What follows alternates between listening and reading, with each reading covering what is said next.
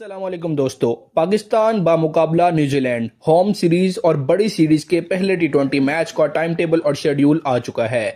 जी हां नाजरीन, ऑफिशियली तौर पर फाइनली इंतजार की घड़ियां अब खत्म हो चुकी हैं। बड़ी सीरीज के मैचेस का मुकम्मल शेड्यूल सामने आ गया है और वो खबर आप लोगों के जहन में जो थी और वो जो आप सोच रहे थे कि इस सीरीज के लिए पाकिस्तानी खिलाड़ी यानी जो लीग्स खेल रहे हैं वो टीम को ज्वाइन कर सकेंगे या नहीं, इस पर भी अहम अपडेट आ चुकी है। आगा सलमान ने साफ साफ बता दिया है, मुझे नहीं पता कौन सा खिलाड़ी लीग खेल रहा है, मुझे इस सीरीज में हर हाल में वही खिलाड़ी चाहिए जिन्हें मैं टी20 वर्ल्ड कप 2026 में खिलाना चाहता हूं। इस सीरीज में कोई समझौता नहीं होगा। अगली सीरीज में कंप्रोमाइज किया जा सकता है क्योंकि अगली सीरीज श्रीलंका के साथ है और वो एक छोटी सीरीज है। और यहाँ आगा सलमान ने एक और बात भी कह दी है कि अब तो हिसाब भी बराबर करना होगा, यानी वही नाजरीन जो हम उनके घर जाकर टी20 मैचों की सीरीज हार कर आए थे, अब हमारी बारी आ चुकी है। अब हमें होम सीरीज में न्यूजीलैंड को हराना होगा। जी हां दोस्तों, आइए जानते हैं पाकिस्तानी टीम की प्लेइंग 11 जो न्यूजीलैंड के खिलाफ पहले टी20 मैच के लिए सामने आ चुकी है, और साथ ही ये भी जानते हैं कि पाकिस्तान और न्यूजीलैंड के दरमियान पहला टी20 मैच आप लोगों को किस दिन और कितने बजे देखने को मिलेगा। इसके अलावा कौन से खिलाड़ी लीग छोड़कर पाकिस्तानी टीम को ज्वाइन करने जा रहे हैं। जी हां नाजरीन, साथ ही साथ सलमान अली आगा की जानिब से एक बड़ा चैलेंज भी सामने आ गया है, और यानी मुझे यहां पर सिर्फ परफॉर्मेंस चाहिए। अगर परफॉर्मेंस नहीं करोगे तो मेरे लिए कुछ भी कोई खिलाड़ी कोई अहमियत नहीं रखता।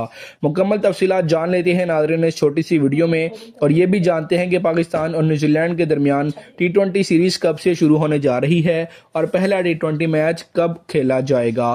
तो नाजरीन बगैर वक्त जाए कि ये वीडियो को शुरू करते हैं, लेकिन वीडियो में आगे बढ़ने से कबल आप सब दोस्तों से सिर्फ इतनी सी दरख्वास्त है कि आप जिस जगह, जिस शहर और जिस मुल्क से भी ये वीडियो देख रहे हैं उसका नाम कमेंट सेक्शन में जरूर लिखिएगा ताकि पता चल सके क्रिकेट शायकीन दुनिया में कहां कहां मौजूद हैं। तो नाजरीन सबसे पहले जान लेते हैं पाकिस्तान टीम की प्लेइंग 11। अगर न्यूजीलैंड के खिलाफ प्लेइंग 11 की बात की जाए तो सबसे ज्यादा चौंका देने वाली चीज नाजरीन ओपनिंग जोड़ी है जो वाकई होश उड़ा देने वाली है। नंबर 1 पर नाजरीन साहिबजादा फरहान को टीम में शामिल किया गया है और ये फैसला मुकम्मल तौर पर परफॉर्मेंस की बुनियाद पर लगता है।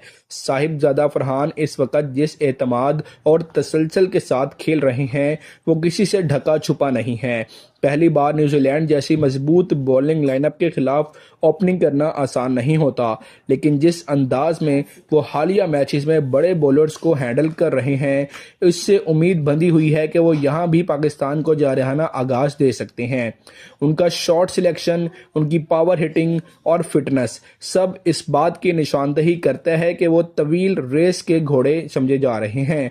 अगर वो इसी रिदम में खेलते रहे तो ना सिर्फ ये सीरीज बल्कि वर्ल्ड कप तक उनकी जगह मजबूत होती चली जाएगी पाकिस्तानी टीम में। नंबर 2 पर नाजरीन साइम अयूब को बरकरार रखा गया है और यही फैसला सिलेक्शन कमेटी की दूर अंदेशी को भी जाहिर कर रहा है। अगरचे दरमियान में ये खबरें भी नाजरीन गर्दिश कर रही थी कि मां सदाकत को ओपनिंग में आजमाया जाएगा, लेकिन आगा सलमान ने वाजिया किया है कि इस सीरीज में साइम अयूब ही उनकी अव्वलीन तरजीह हैं।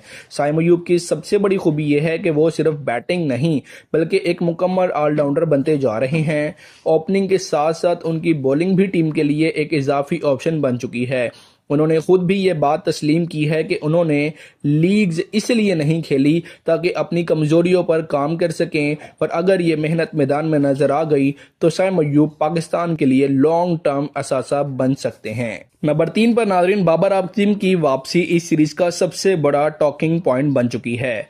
बहुत से लोग ये सवाल कर रहे थे कि बीबीएल खेलने की वजह से क्या बाबर इस सीरीज का हिस्सा बन पाएंगे या नहीं, लेकिन सलमान अली आगा का मौक़िफ़ बिल्कुल वाज़िया है। अगर टी20 वर्ल्ड कप 2026 खेलना है तो नेशनल टीम के लिए दस्तयाब होना पड़ेगा।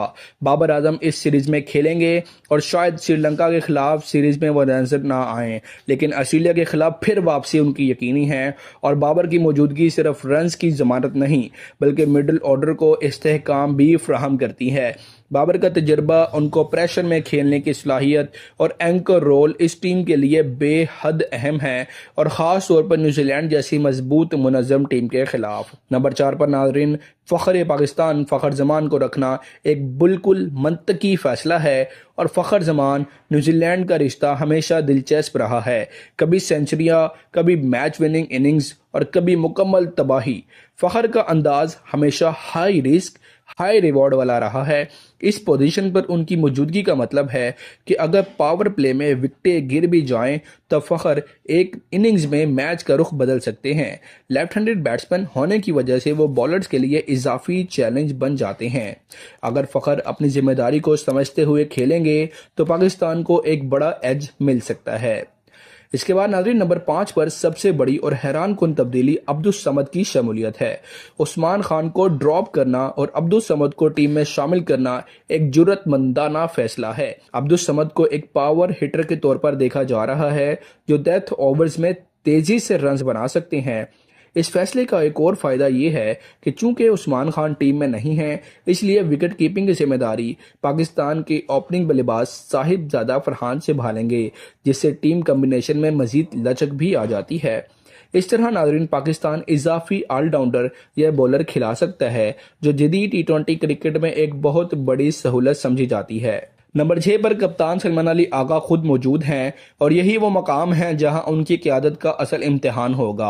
आगा सलमान ने नाज़रीन ना सिर्फ बैट से बल्कि बॉलिंग के जरिए भी टीम को कंट्रोल फ्राहम किया है। उनकी स्पिन बॉलिंग मिडल ओवर्स में रन्स रोकने के लिए अहम साबित हो सकती है और बतौर कप्तान होने के नाते उनकी हिकमत अमली, फील्ड सेटिंग और बॉलर का दुरुस्त इस्तेमाल इस सीरीज के नतीजे पर गहरा असर डालेगा। अगर वो खुद भी परफॉर्म करते हैं तो टीम का मोराल कई गुना बढ़ सकता है। उसके बाद नाज़रीन मोहम्मद नवाज आते हैं जो इस टीम के सबसे काबिले एतमाद ऑलराउंडर्स माने जाते हैं।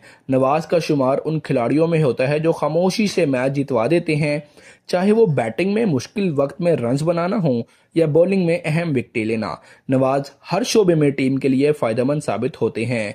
बड़े मैचेस में उनकी कारकर्दगी हमेशा पाकिस्तान में के हक में गई है और इसीलिए उन्हें एक मैच विनर के तौर पर देखा जाता है। इब्रार अहमद की जगह नाज़रीन सुफियान मुकीम को शामिल करना भी एक सोचा समझा फैसला लग रहा है। इब्रार बिलाशुबा पाकिस्तान के मेन स्पिनर हैं, लेकिन सुफियान मुकीम को काफी अरसे से मौका नहीं मिला था। किसी भी खिलाड़ी की असल सलाहियत उस वक्त सामने आती है जब उसे मुस्तकिल मौका दिए जाए।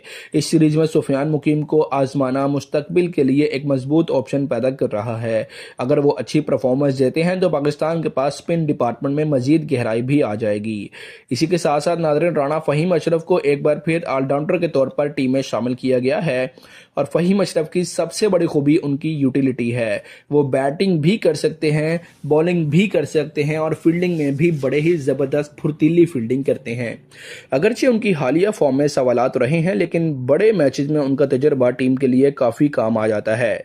उसके बाद नाज़रीन ओडीआई कप्तान शाहीन शाह अफरीदी इस बॉलिंग अटैक का मरकजी सतून होंगे और शाहीन की मौजूदगी भी बॉलर्स के एतमाद देती है। नई गेंद से विकेटें लेना, डेथ ओवर्स में कंट्रोल रखना और बड़े मैचों में बड़ा स्पेल डालना, ये सब शाहीन की पहचान बन चुके हैं। इस वक्त वो जिस फॉर्म में हैं, अगर वो बरकरार रही तो न्यूजीलैंड के बैट्समैनों के लिए मुश्किलात खड़ी हो सकती हैं। आखिरी नंबर पर नाज़रीन नसीम शाह के बजाय सलमान मिर्जा को मौका दिया जा रहा है और यही वो फैसला है जिस पर सबसे ज्यादा बहस हो रही है। सलमान मिर्जा अगर अपनी लाइन और लेंथ पर काबू पा लेते हैं तो वो एक सरप्राइज पैकेज साबित हो सकते हैं। फास्ट बॉलिंग में पाकिस्तान को थोड़ा सा डाउट ज़रूर है, लेकिन अगर सलमान मिर्ज़ा चल गए तो वाकई मज़ा आ जाएगा। तो नाज़रीन ये है पाकिस्तानी टीम की प्लेइंग 11 जो न्यूजीलैंड के खिलाफ पहले T20 मैच के लिए मजमूई तौर पर बैटिंग मजबूत है, स्पिन बॉलिंग ज़बरदस्त है और फास्ट बॉलिंग में थोड़ी सी आजमाइश नज़र आ रही है। ये नाज़रीन अगर शेड्यूल की बात की जाए तो ये मैच तकरीबन 26 दिसंबर को शाम 5 बजे खेला जाएगा, क्योंकि सर्दी के बायस अब मैचेस पहले शुरू किए जा रहे हैं। अब देखना यह है कि ये प्लेइंग 11 मैदान में खुद को किस हद तक साबित कर पाती है। नाज़रीन मिलते हैं अगली वीडियो में, तब तक के लिए अल्लाह हाफिज़।